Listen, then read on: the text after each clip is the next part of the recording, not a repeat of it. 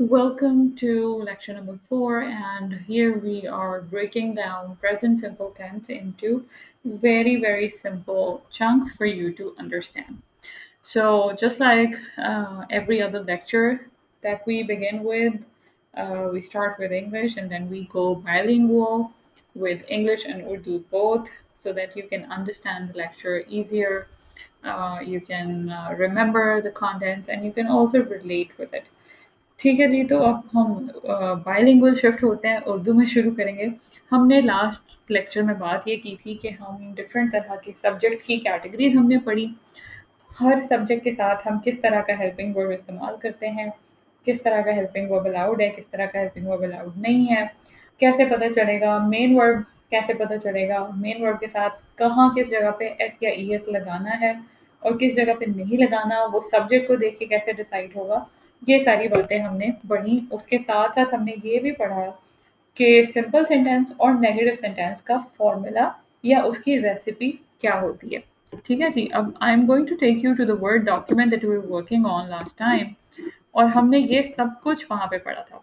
I believe कि आप जब ये लेक्चर सुन रहे हैं तो आप अपनी प्रैक्टिस पूरी कर चुके हैं, जो कि मैंने लास्ट टाइम आपसे कही थी कि आप जब सिंपल और नेगेटिव सेंटेंस में हर एक सब्जेक्ट को लेके उसके साथ डिफरेंट एक्शन वर्ब इस्तेमाल करके आप अपनी प्रॉपर प्रैक्टिस करेंगे और देखेंगे कि आपको कितनी समझ आई है फ़ॉर्मूला इस्तेमाल करने की। ठीक है? कौन-सा फ़ॉर्मूला इस्तेमाल होने की बात हो रही है जनाब? एक तो ये formula, let me highlight it for you. ये फ़ॉर्मूला है हमारा सिंपल सेंटेंसेस का and then for negative sentences we had this formula. हमने ये बहुत अच्छे से बात कर ली थी कि हम कहाँ पर एम्फसाइज़ करते हैं, वो कौन-सी सिचुएशन होती है जहाँ पे हम एम्फसाइज़ कर रहे होते हैं। हमने ये बात भी बहुत अच्छे तरीके से समझी कि नेगेटिव सेंटेंसेस में हमेशा irrespective of the main verb, irrespective of the subject हमारे हर हेल्पिंग वर्ब हर सेंटेंस में इस्तेमाल हो रहे होंगे। यहाँ पर हम एस या ईएस नहीं लगा रहे होंगे। कौन से सेंटेंसेस में किस तरह का हेल्पिंग वर्ब आएगा, ये आप डिसाइड करते हैं बेस्ड ऑन द सब्जेक्ट कैटेगराइज़ेशन। और अब हम आगे आके बात करेंगे हमारे third most important sentence type की, जो है क्वेश्चंस। क्वेश्चंस को आप और क्या कहते हैं याद करके बताएं। मैंने आपको लास्ट 3 लेक्चर्स में तो बहुत बताया है, उसका नाम फिर बता देती हूँ, उसको कहते हैं इंट्रोगेटिव्स। ठीक है जी। इंट्रोगेटिव्स अगर आपको याद हो गए हैं तो अब हम आगे चलते हैं। आगे चल के हम ये सबसे पहले डिफ़ाइन कर लेते हैं जी उसका फ़ॉर्मूला क्या होता है। सबसे पहले तो आप ये वाला फ़ॉर्मूला जो है ना, इसी को यहाँ मैं आपकी याददाश्त के लिए सिर्फ़ कॉपी पेस्ट कर रही हूँ। अच्छा, अब हमने इस यही इंग्रीडिएंट्स इस्तेमाल करने हैं, ठीक है जी। यही इंग्रीडिएंट्स, यही एलिमेंट्स इस्तेमाल होने हैं, लेकिन तरतीब आगे-पीछे हो जाएगी। कैसे आगे-पीछे होगी? हेल्पिंग वर्ब जो कि पहले सेकंड नंबर पे आता था, अब वो फर्स्ट प्लेस में आ जाएगा। पहले हेल्पिंग वर्ब आएगा, फिर आएगा ये आपका सब्जेक्ट यहाँ पे। अगर आपका सवाल सिंपल है तो फिर तो आप मूव कर जाएँगे एक्शन वर्ब या मेन वर्ब की फर्स्ट फॉर्म पे और ऑब्जेक्ट पे। अगर आपका सवाल नेगेटिव है, अब आप सोचेंगे नेगेटिव सवाल क्या होता है? ये अब कोई नई मुसीबत आ गई। बताती हूँ क्या होता है, बहुत ईज़ी होता है। तो आप नॉट लगाएँगे, फिर लगाएँगे फर्स्ट फॉर्म ऑफ वर्ब और फिर लगाएँगे ऑब्जेक्ट। ठीक है जी? इसको मैं यहाँ से हटा देती हूँ ताकि आप कन्फ्यूज़ ना हों। यहाँ पे हम लिख देंगे simple question, sorry, simple question. और यहाँ पे हम लिख देते हैं नेगेटिव क्वेश्चन। इसको हम ग्रामर की ज़ुबान में नेगेटिव इंट्रोगेटिव भी कहते हैं, क्योंकि क्वेश्चन को इंटेरोगेशन या फिर इंट्रोगेटिव कहा जाता है। ये आपको मैं बहुत दफ़ा बता चुकी हूँ। दोनों को मैं हाइलाइट कर देती हूँ। इस फॉर्मूला को हम फॉलो करते हुए कुछ सेंटेंसेस बनाने की कोशिश करेंगे। पहले हम सिंपल के लिए बना लेते हैं। फ़र्ज़ करें मैंने कहना है कि क्या आप फुटबॉल खेलते हैं? तो आप नोट करें कि क्या, जो कि एक क्वेश्चन वर्ड है, वो हमारा बिल्कुल शुरू में आ रहा है। इसके ऊपर भी मैं बात करूँगी कि अगर हमारे जो क्वेश्चन वर्ड हैं वो शुरू में आएँगे तब क्या तरतीब होगी, मैं ये भी बात करूँगी। पहले हम ये देख लेते हैं कि आप फुटबॉल खेलते हैं, डू यू प्ले फुटबॉल? यहाँ पर भी आपने सेम फॉर्मूला अप्लाई करना है for the usages of your helping verb. कैसे पता चलेगा जी कौन सा हेल्पिंग वर्ब आना है, डू आना है या डज आना है? इसके अलावा तो आप कोई भी इस्तेमाल कर नहीं सकते। क्यों नहीं कर सकते जी? क्योंकि प्रेजेंट सिंपल टेंस है। ठीक है, उम्मीद है कि मैं ये बातें जो बार बार दोहरा रही हूँ ये अब तक आपको याद हो चुकी होंगी कि अभी तक हम 4 लेक्चर्स में प्रेजेंट सिंपल टेंस का ही रोना रोए जा रहे हैं। और इस रोना रोने में हमने क्या सीखा कि प्रेजेंट सिंपल में सिर्फ डू और डज इस्तेमाल होता है। नेगेटिव सेंटेंसेस में डू और डज आएगा ही आएगा depending on what subject are you using. I we they you के साथ डू, ही शी इट या फिर किसी नेम के साथ डज। सिंपल सेंटेंसेस में हेल्पिंग वर्ब इस्तेमाल नहीं होता अनलेस कि आपने किसी चीज़ पे एम्फसाइज करना है या जोर देना है, और उसमें भी डू या डज कैसे इस्तेमाल होगा वो आपने सब्जेक्ट को देख के डिसाइड करना है। अगर सिंपल सेंटेंस में डू और डज इस्तेमाल नहीं हो रहा, सिंपल सिंपल सेंटेंस बन रहा है, तो फिर आपने उसमें first form of main verb लगानी है और आई वी दे यू सब्जेक्ट के साथ फर्स्ट फॉर्म सिंपल आएगी, ही शी इट के साथ वर्ब में एस या ई एस ऐड हो जाएगा। ये मैंने पूरा रिवाइज कर दिया आपका। अब आप जनाब क्वेश्चंस में आ जाए, क्वेश्चंस के फॉर्मूलाज हम लिख चुके हैं। ठीक है, अब आप इसके डिफरेंट सब्जेक्ट्स के साथ प्ले करेंगे। एक और एग्जांपल मैं आपके लिए लिख देती हूँ। Does she bake a cake? ठीक है जी, शी के साथ डू नहीं आएगा, ही शी इट और थर्ड पर्सन के साथ डज आता है। ठीक है, अच्छा, ये तो हो गए सिंपल क्वेश्चन। क्वेश्चन तो ऐसे ही होते हैं। नेगेटिव क्वेश्चन क्या होते हैं और नेगेटिव क्वेश्चंस की ज़रूरत ही क्यों है? अच्छा सवाल है जनाब। नेगेटिव क्वेश्चन हम तब पूछते हैं जब हमें किसी बात की तायीद चाहिए होती है या नेगेशन चाहिए होती है। For example, don't you get it? Urdu में इसे कहते हैं कि समझ नहीं आ रही तुम्हें? Don't you get it, don't you understand it? तो ये है आपका नेगेटिव क्वेश्चन।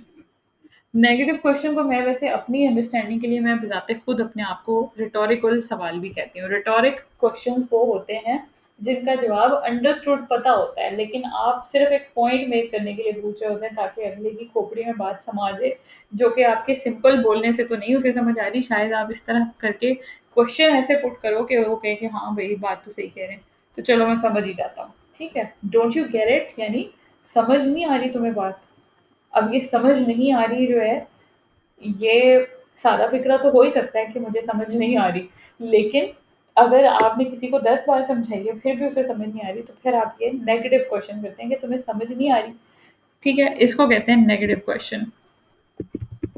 एक और डज़न्ट के साथ भी एग्ज़ाम्पल देती हूँ। डज़न्ट सारा राइट द नॉवल? क्यों, सारा नॉवल नहीं लिख रही क्या? ठीक है, ये हम कोलोकियल एक्सप्रेशन उर्दू में ऐसे बात करते हैं। अच्छा जी, ये हो गई आपकी 2 एग्ज़ाम्पल। अब मैं आपको एक और मज़ेदार क्वेश्चन की टाइप बताने लगी हूँ, और ये है बहुत वाइडली यूज्ड, ये आप बहुत यूज़ करते होंगे लेकिन आपने कभी गौर नहीं किया। Tag question. पहले मैं आपको इसकी एग्जांपल देती हूँ और फिर फॉर्मूला लिखूंगी ताकि आपको समझ आ जाए। टैग क्वेश्चन जनाब हम कब करते हैं? टैग क्वेश्चन हम हमेशा तब करते हैं जब हमें किसी बात की का पता होता है लेकिन हम अगले से उसकी कंफर्मेशन चाह रहे होते हैं। For example, the weather outside is beautiful. ये क्या हुआ? सिंपल सेंटेंस कि बाहर मौसम बड़ा खूबसूरत है। ठीक है, सिंपल ही हुआ ना, सादा फिक्रा। अब मैं लगाऊंगी, यहाँ पे मुझे लगाना चाहिए फुल स्टॉप, लेकिन नहीं, मैं फुल स्टॉप नहीं लगाती, मैं लगाती हूँ कॉमा और मैं लगाती हूँ साथ इजंट इट। अगर हम इसको उर्दू में बोलें तो कैसे बोलेंगे? आप कहेंगे बाहर मौसम बहुत खूबसूरत है नहीं? अभी जो नहीं लगाया ना आपने एंड पे छोटा सा, इसको कहेंगे हम टैग, जो कि उसके साथ टुमकना सा लटक रहा है। The weather outside is beautiful isn't it. एक और एग्जांपल देती हूँ।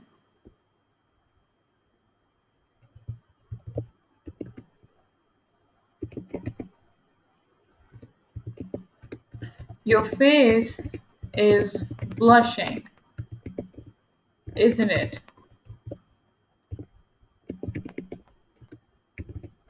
She goes to the gym, doesn't she? अब ये भी नोट करें कि जैसे जैसे सब्जेक्ट बदला, वैसे वैसे यहाँ पे हेल्पिंग वर्ब का यूज भी बदला। ठीक है ना? अब आए वापस और अब लिखते हैं हम इसका फॉर्मूला। फॉर्मूला कैसे लिखेंगे?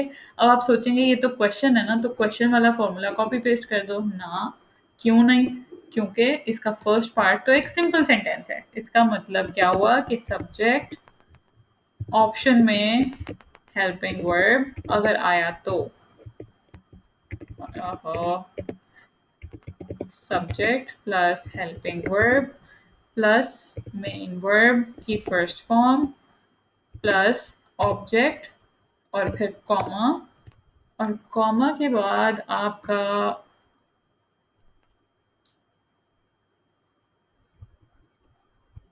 जस्ट अ सेकेंड, ये ऑप्शनल है तो मैं इसको हटा देती हूँ, आप कहीं कंफ्यूज ही ना हो जाए कि हेल्पिंग वर्ब आ क्यों नहीं रहा। यहाँ पे हेल्पिंग वर्ब प्लस नॉट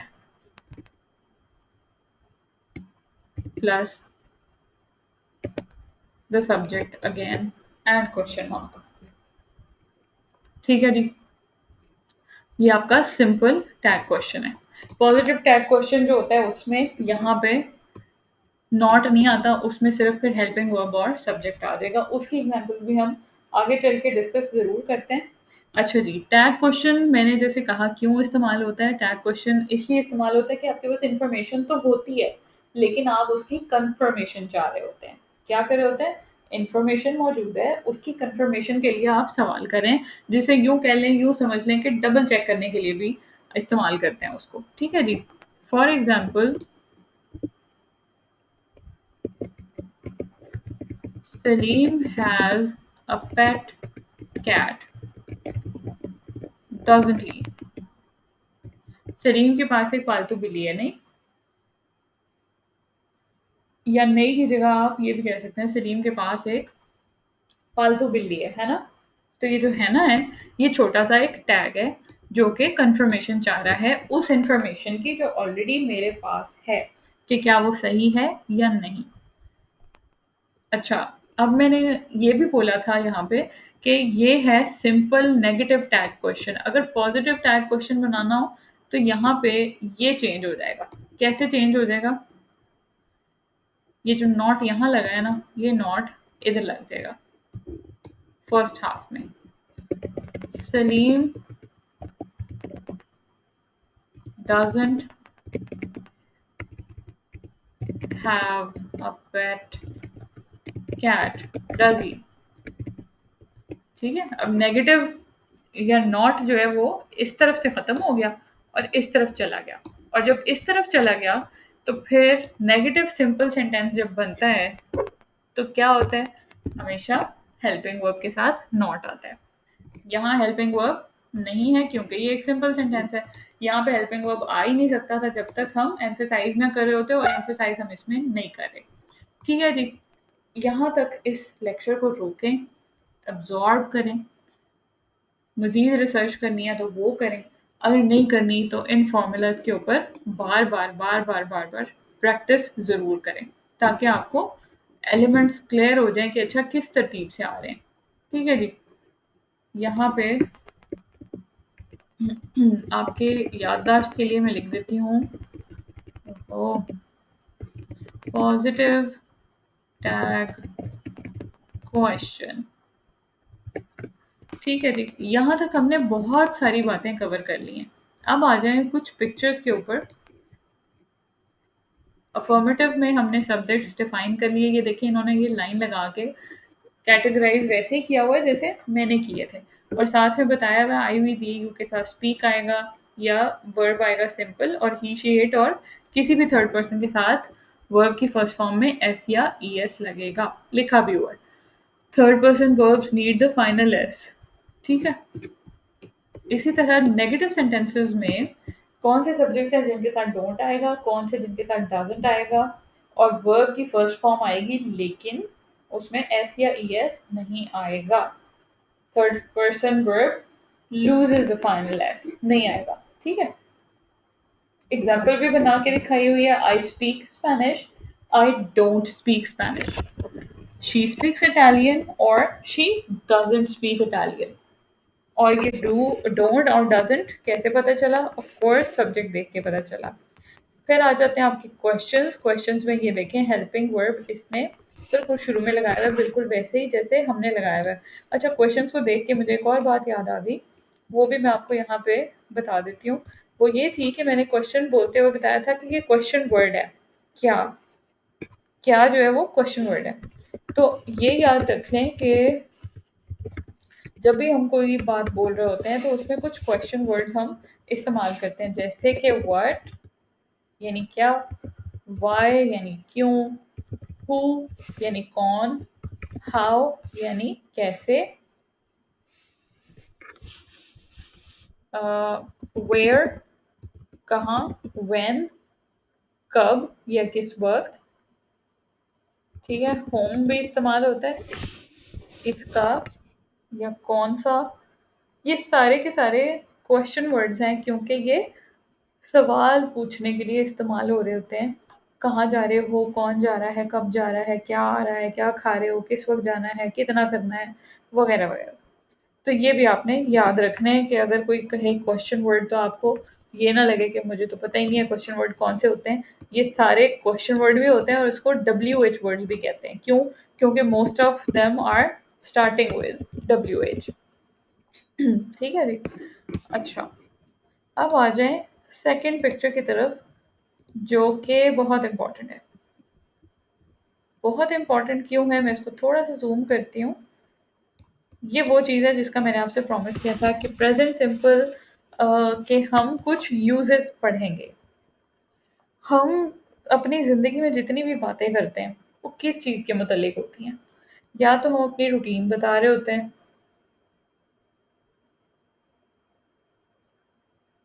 या अपनी हैबिट्स बता रहे होते हैं कि मैं तो ऐसे करता हूँ, मैं तो ऐसे करती हूँ, मैं तो रोज़ ये करती हूँ, मैं तो ऐसे जाती हूँ, मैं तो ऐसे खाती हूँ, फलाना ऐसे बात करता है, फलानी की ज़िंदगी में ये हो गया, यही बातें ही करते हैं ना हम, ज़ाहिर बात है।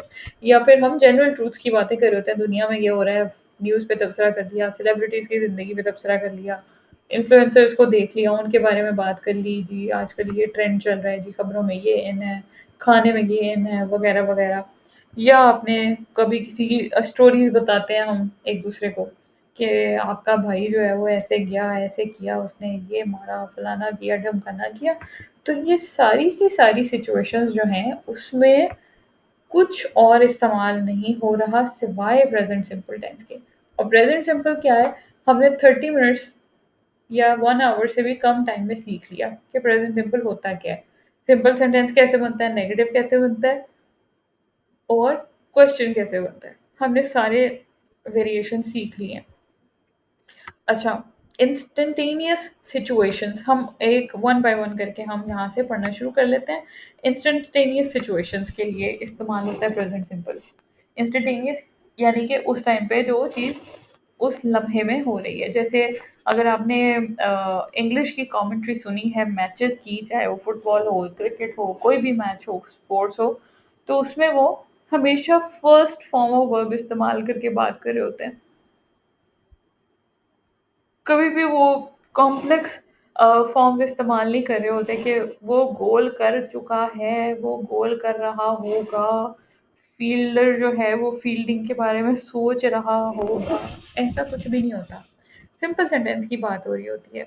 Ronaldo passes the ball, the goalkeeper catches the ball, the field person throws the ball, the crowd cheers, अब जितने भी फ़िक्रे मैंने बोले हैं बेशक रिमाइंड करके सुन लें, मैंने क्या किया, लग हवाए मैंने कुछ नहीं किया, मैंने सिर्फ़ फर्स्ट फॉर्म ऑफ वर्ब इस्तेमाल किए, जहाँ एस या ईएस का यूज़ था वहाँ पे वो कर दिया। And that is all. कोई एक्स्ट्रा मैंने चीज़ नहीं की, कोई has, have, had, is, am, are, was, were कुछ मैंने लगाया नहीं है यहाँ पे। सिर्फ़ मैंने सिंपल यहाँ पे फर्स्ट फॉर्म ऑफ वर्ब इस्तेमाल किया and that is it. Newspaper की हेडलाइंस अगर आप फ़ोकस करें, कभी पाकिस्तान ऑब्ज़र्वर या डॉन या द नेशन उठा के पढ़ें, तो उसमें मोस्टली जो न्यूज़ होती हैं, वो भी फर्स्ट फॉर्म ऑफ वर्ब में लगाई जाती हैं। ठीक है जी? नॉन प्रोग्रेसिव्स यानी ऐसी चीज़ें जो बदल नहीं रही होती, उनके साथ भी फर्स्ट फॉर्म लगती है, सिंपल सेंटेंस इस्तेमाल होते हैं, सिंपल प्रेज़ेंट इस्तेमाल होता है। स्टोरीज़ बताने के लिए भी generally first form of verb के साथ सिंपल प्रेज़ेंट इस्तेमाल हो रहा होता है, बस। कोई उसमें पास्ट-शास्ट की कोई स्टोरी नहीं होती unless somebody asks you specifically कि जी इस टेंस में लिखें। अदरवाइज़ स्टोरीज़, ब्लॉग्स, पोस्ट हमारी जितनी भी हैं, वैसे तो ऑब्वियसली सोशल साइट्स के ऊपर जो माइक्रो ब्लॉगिंग साइट्स हैं, जैसे फ़ेसबुक, इंस्टा, ख़ैर माइक्रो ब्लॉगिंग तो नहीं है, माइक्रो ब्लॉगिंग तो ट्विटर है सिर्फ़। लेकिन फिर भी इन सारी सोशल शेयरिंग प्लेटफ़ॉर्म्स के ऊपर जो पोस्ट लिख रहे होते हैं, उसमें जनरली तो हम ग्रामर वैसे फ़ॉलो कर ही नहीं रहे होते। लेकिन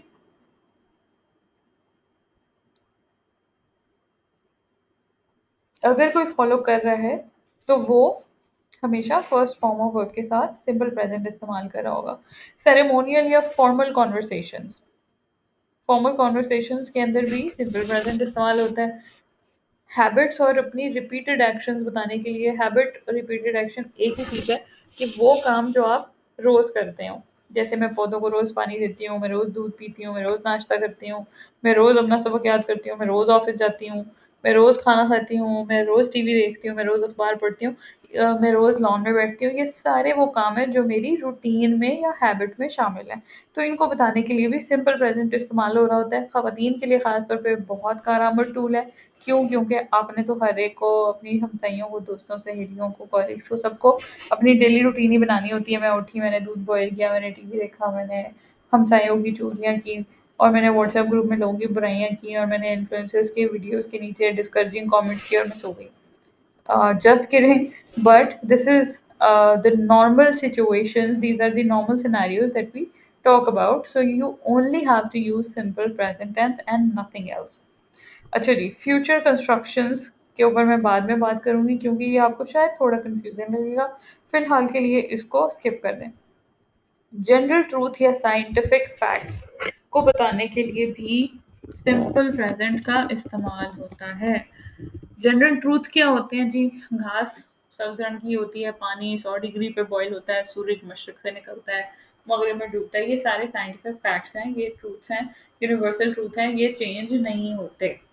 तो इन सब के लिए भी आप सिंपल प्रेज़ेंट इस्तेमाल करते हो।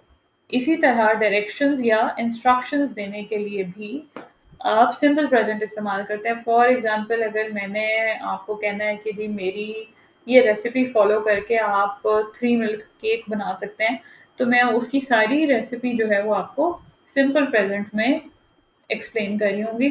सिंपल प्रेज़ेंट क्या होता है उसमें हमेशा फर्स्ट फॉर्म ऑफ वर्ब आती है। सिंपल सेंटेंसेस में सब्जेक्ट को देख के वर्ब के साथ एस या ईएस लगाना होता है या नहीं लगाना होता। अगर उसमें नेगेटिव सेंटेंस आ जाए तो सब्जेक्ट की बेस पे आपने डिसाइड करना है ये डोंट आएगा या डज़न्ट आएगा और उसमें वर्ब की फॉर्म चेंज नहीं होती, first form as it is ही इस्तेमाल होती है।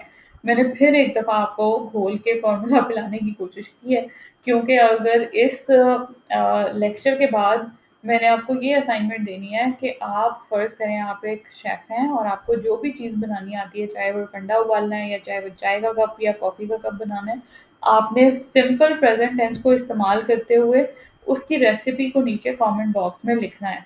और मुझे यकीन है आप लोग उसमें भी ब्लंडर मारेंगे, इसलिए मैंने आपको 36 दफ़ा रिपीट किया है कि सिंपल प्रेज़ेंट जो है उसका फ़ॉर्मूला या उसका ट्रिक क्या है, उसको कैसे इस्तेमाल करना है, उसमें क्या-क्या वेरिएशंस आ रही हैं, मैंने बड़ी दफ़ा आपको बता दिया।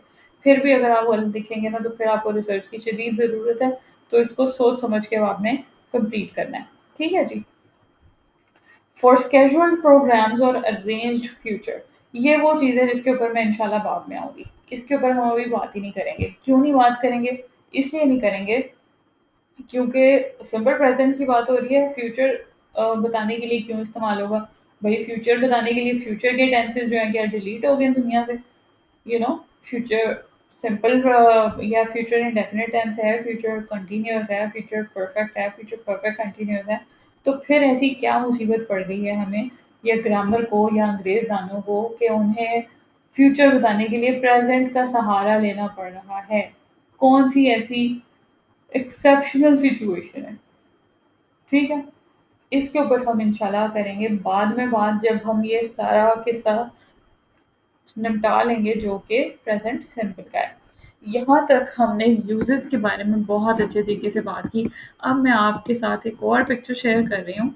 इसको ज़रा 1 मिनट के लिए वीडियो यहाँ पे पॉज़ करें आप और इसको अच्छे तरीके से ना पढ़ें। हैं ये भी यूजेस, लेकिन थोड़े से ट्विस्ट के साथ इन्होंने बताए हुए हैं। ये मैं बिल्कुल नहीं बताऊँगी, ये बहुत ही सिंपल है, बड़े ही बच्चों वाले हैं। यहाँ पर आपने वीडियो को बस पॉज़ करना है और एक दफ़ा ना सारे बॉक्सेस को अच्छे तरीके से पढ़ लेना है। ठीक है जी, आई होप कि आपने पढ़ लिया होगा। अब आपकी असाइनमेंट वही है, मैं इस पे वापस जाती हूँ। आपकी जनाब असाइनमेंट ये है कि आपने ये for giving directions and instructions, इसमें भी एग्जांपल में किसी ने रेसिपी ही बताई हुई है। First of all break the eggs and whisk the sugar. अब ये वो चीज़ें हैं जिनसे आपकी वोकैबुलरी भी बिल्ड होगी। ठीक है, वोकैबुलरी बिल्डिंग पे मैं छोटा सा नोट यहाँ पे लिखवा देती हूँ आपको। वोकैबुलरी जो है वो बेसिकली कहते हैं ज़ख़ीरा है अल्फाज को, कि आप किसी बात को एक्सप्लेन करने के लिए कितने अल्फाज या कितनी वैरायटी के अल्फाज इस्तेमाल कर सकते हैं। For example walk, March, STRIDE, run, ये सारे वॉकिंग के डिफरेंट एक्सप्रेशंस हैं। ठीक है, इसी तरह क्राई, वीप, वेल, सॉब। अब ये सारे रोने के डिफरेंट तरीके हैं, लेकिन इसके एक्सप्रेशंस या इसके वर्ड्स अलग अलग हैं क्योंकि कंडीशन फ़र्क होती है।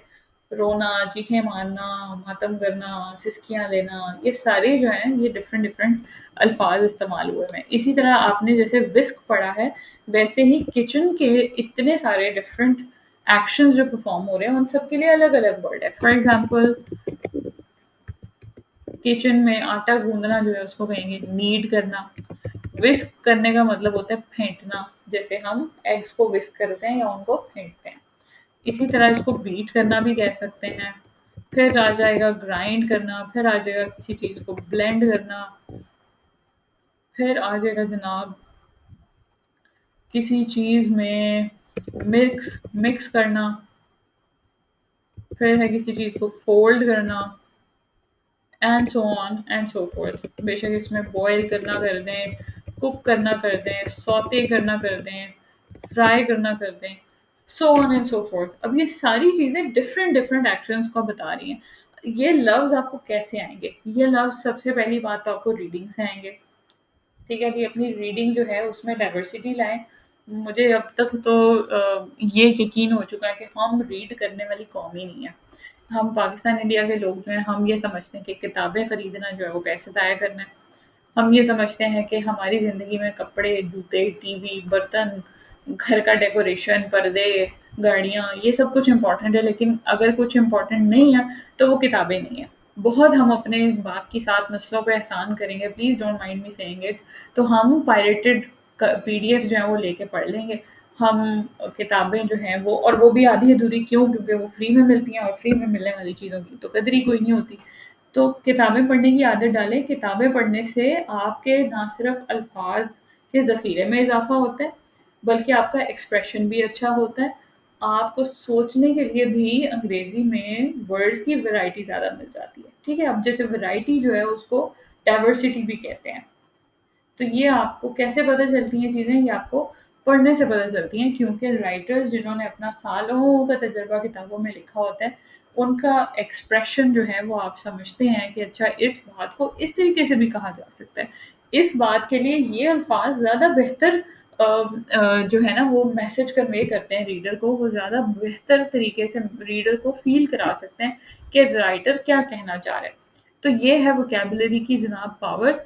नेक्स्ट लेक्चर में हम इंशाल्लाह वोकैबुलरी बिल्डिंग की कुछ एक्सरसाइज पे बात करेंगे, जिससे आप कुछ लफ्ज़ इस्तेमाल करके नए लफ्ज़ भी बना सकते हैं। तो तब तक आपने करना क्या है, आपने वापस आएँ जनाब अपनी असाइनमेंट के ऊपर। आपने ये फ़र्ज़ करना है कि आप एक शेफ़ हैं और जो भी डिश आप चूज़ करें, वो आपने प्रेज़ेंट सिंपल टेंस का इस्तेमाल करते हुए लिखनी है और लिख के कमेंट में पेस्ट करनी है। ठीक है जी, डिश जो है वो ज़रूरी नहीं है कि मैं आपसे कहूँ कि आप शब्द एक की रेसिपी लिख दें, आपको चाय बनाना आती है, तो आप चाय बनाने की रेसिपी लिख दें कि जी I boil the water, I pour it in the kettle, I cut the lemon, I squeeze the lemon, I add sugar or brown sugar, I pour the water, the boiling water from the kettle to the cup, and I present it to the guest with the saucer and with sugar or salt on the side, so on and so fourth. ये मैंने ऐसे ही of the cough example आपको दी है। जो भी recipe आप बताना चाहते हैं, अंडा उबालने की रेसिपी, अंडे का ऑमलेट बनाने की रेसिपी, चाय बनाने की रेसिपी, कॉफ़ी बनाने की रेसिपी, माचा कॉफ़ी बनाने की रेसिपी, वट एवर, चाहे दूध रूह अफ़ज़ा की रेसिपी बता दें, लेकिन आपने वो फर्स्ट फॉर्म ऑफ वर्ब यानी प्रेजेंट सिंपल का इस्तेमाल करते हुए लिखनी है, लिख के उसे कमेंट में पेस्ट करें और उसके बाद हम जाएंगे अगले लेक्चर पे। Thank you so much.